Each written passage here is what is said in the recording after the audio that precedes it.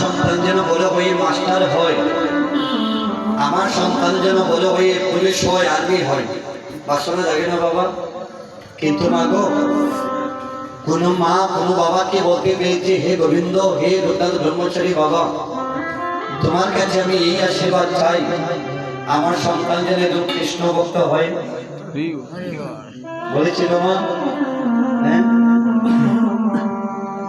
নামাচার্য হরিদাস জীবনে অন্তিম সময় পর্যন্ত বলেছিল, প্রভু তোমার কাছে আমি এই নিবেদন জানাই, আমি যদি কোনোদিন ভাগ্যের বলি আবার এই সাধু সঙ্গ করিবার সুযোগ পাই, তবে তোমার কাছে এই ভিক্ষা চাই প্রভু, এমন মাতৃগর্ভী আমাকে জন্ম দিও, যে মা সদা সর্বদা হা কৃষ্ণ হা গৌর বলে দোলাই করে ঘরে ঘরে যেতে পারে।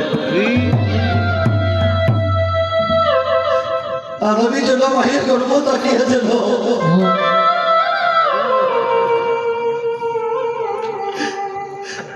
আমি যেন ভক্তির চরণ তুলি যেন আমি একবার নিতে পারি।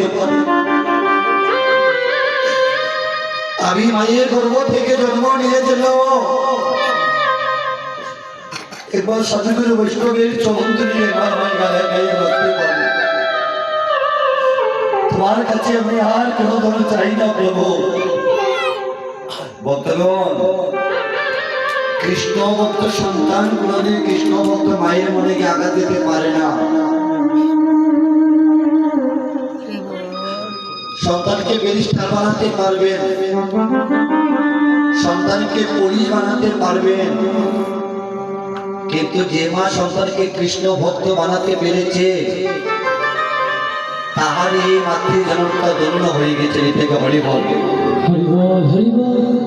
শুধুজন আমরা এতক্ষণ কীর্তন করছি গৌচন্ডিকা লীলা। লীলার কারণ প্রতিষ্ঠার জন্য আমাদের আগে গৌরীরা কীর্তন আশা করতে হয়।